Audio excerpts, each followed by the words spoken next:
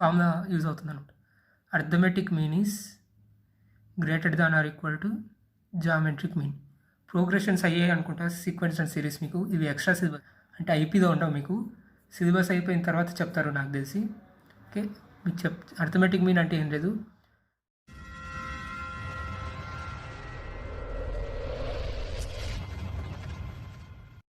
Hello friends, welcome to Arjun Varma maths channel. ఈరోజు మనం previous mains 4 questions సింపుల్గా మనకి ఏ నాలెడ్జ్ లేకుండా సాల్వ్ చేసేలాగా ట్రిక్స్ నేర్చుకుందాం.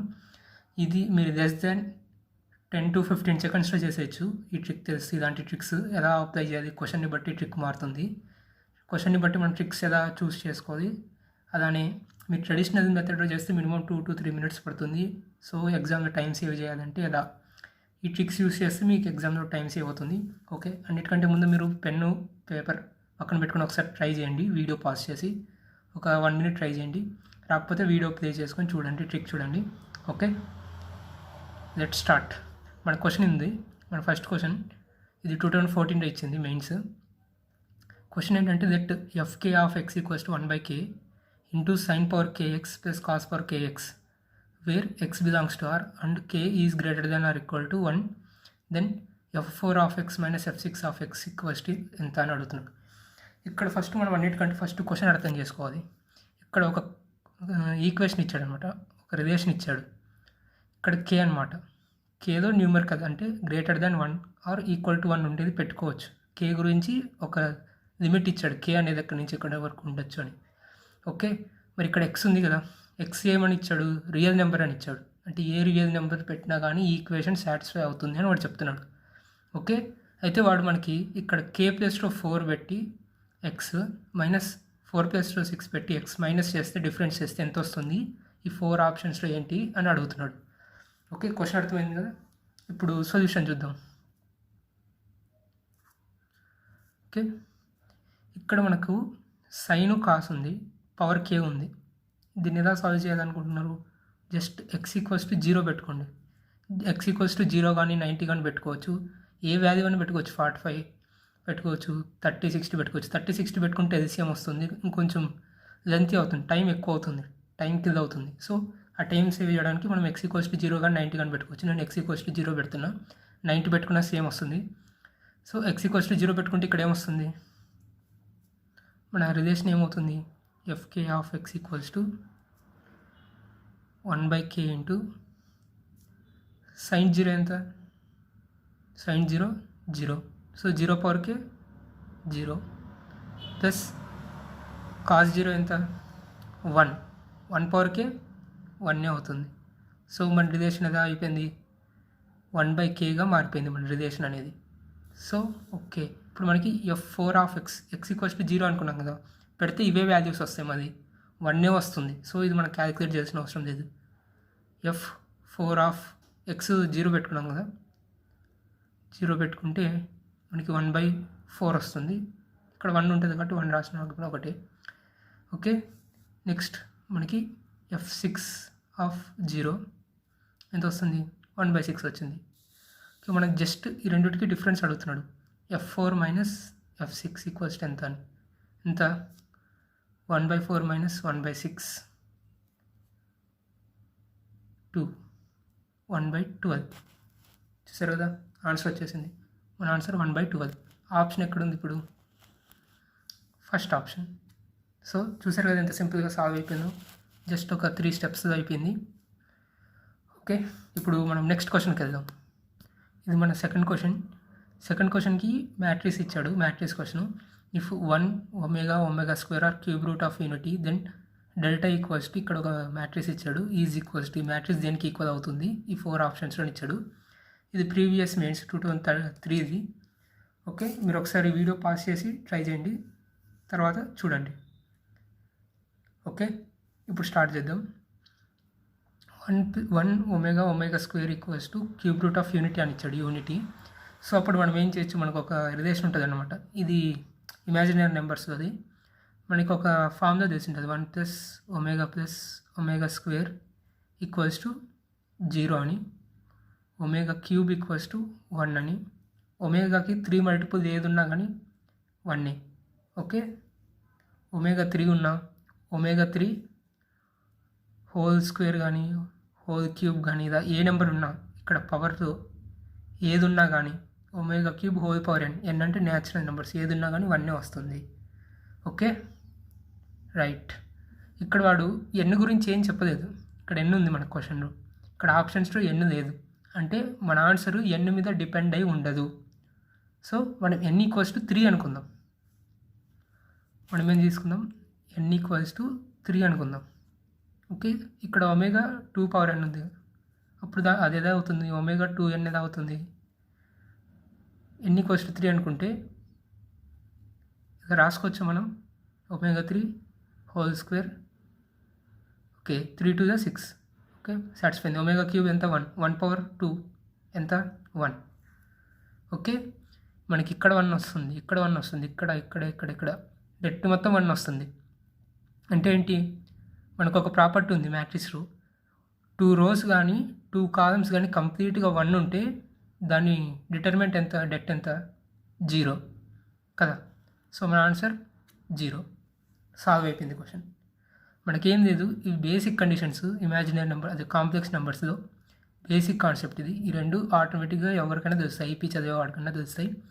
ఈ రెండు కామన్గా తెలుస్తాయి అందరికీ. మనకి మ్యాట్రిక్స్లో ఇది కొంచెం గుర్తుపెట్టుకోవాలి. 2 rows కానీ 2 columns కానీ 1 అవుతే వాటి డెట్ వాల్యూ 0 వస్తుంది అని ఒక కాన్సెప్ట్ మనం గుర్తుపెట్టుకుంటే సమ్ అయిపోయింది. ఓకే ఇప్పుడు మనం థర్డ్ క్వశ్చన్కి వెళ్దాం. ఇది మన థర్డ్ క్వశ్చన్, ఇది కూడా ప్రీవియస్ మెయిన్స్ది.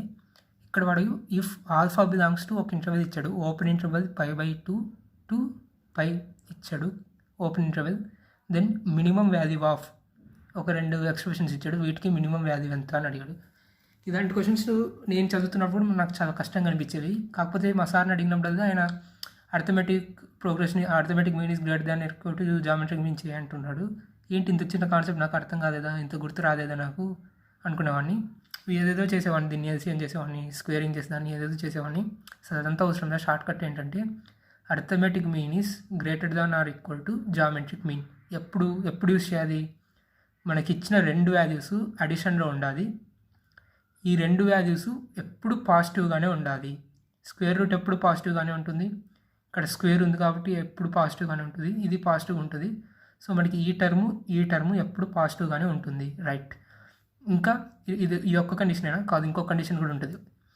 మినిమం వాల్యూకి ఒక్కటే arithmetic mean is greater than or equal to geometric mean applicable అవుతుంది. ఇక్కడ మినిమం వాల్యూ అడగాలి, ఈ 2 టర్మ్స్ పాజిటివ్ అయి ఉండాలి. ఇవి కాకుండా ఏ అడిగినా కానీ ఆ 2 పాజిటివ్ అయి ఉండాలి, అప్పుడే మనకి ఈ ఫార్ములా యూజ్ అవుతుంది అనమాట. Arithmetic mean is greater than or equal to geometric mean.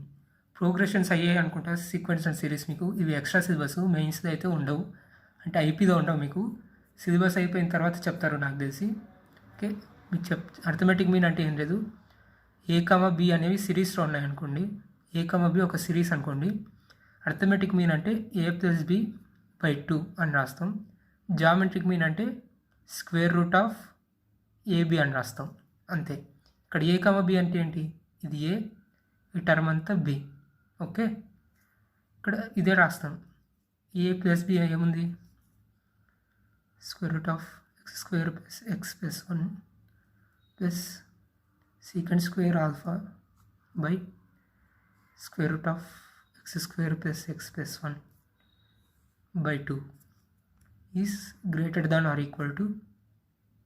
ఈ రెండింటిని మల్టిప్లై చేస్తే ఏమవుతుంది, ఈ రెండింటిని మల్టిప్లై చేస్తే ఇది న్యూమరేటర్ ఉంది, డినామినేటర్ ఉంది, రెండు క్యాన్సిల్ అయిపోతాయి. secant square ఆల్ఫా ఉంది. ఓకే secant square ఆల్ఫా, ఈ స్క్వేర్ రూట్ కట్ అయిపోతుంది. secant ఆల్ఫా ఇక్కడ 2 ఉంది కదా, 2 ఇక్కడికి వచ్చేస్తుంది. మనకి ఏం మిగులుతుంది, మన క్వశ్చన్లో ఏదైతే అడిగాడు, ఇక్కడ క్వశ్చన్లో ఏదైతే అడిగాడో అది న్యూమరేటర్లో ఉంది. సో అది యాస్టీస్గా రాసేస్తాం. ఇక్కడ న్యూమరేటర్ ఉందో దాన్ని రాస్తాం. అంటే ఏంటి, వాడు ఇచ్చిన function greater than or equal to 2 secant alpha, ఎప్పుడు 2 secant ఆల్ఫానే ఉంటుంది. అయితే ఏంటి, ఇదే కదా మినిమం. ఫస్ట్ ఆప్షన్ పెట్టేస్తారా, తప్పదా పెట్టకూడదు. ఎందుకంటే మనకి ఇంటర్వెల్ ఉంది కదా, π/2 నుంచి π అనేది, అది చూసుకోవాలన్నమాట. మనకి 0 నుంచి π/2 ఉంటే 2 secant ఆల్ఫా వస్తుంది, ఫస్ట్ ఆప్షన్ పెట్టేయచ్చు. కాకపోతే ఇక్కడ π/2 నుంచి π వరకు ఇచ్చాడు, ఇంటర్వెల్ మారింది. అంటే π/2 నుంచి π అంటే ఏంటి? సెకండ్ క్వాడ్రంట్లో సీకెంట్ ఆల్ఫా ఎలా ఉంటుంది? నెగిటివ్ కదా. సో నెగిటివ్ అనేది మినిమం వాల్యూ అనమాట. సో మన ఆప్షన్ డి అవుతుంది. సో ఇలా మనం లిమిట్స్ అనేది కొంచెం దృష్టిలో పెట్టుకోవాలి, కొంచెం బ్లైండ్గా వెళ్ళిపోకూడదు. వాడు క్వశ్చన్లో ఇచ్చిన ప్రతి ఒక్క condition, relation, limit belongs to real number, belongs to fractions అని ఉంటాయి కదా, not equal to 1, not equal to 0, అవన్నీ ఖచ్చితంగా చూసుకోవాలి.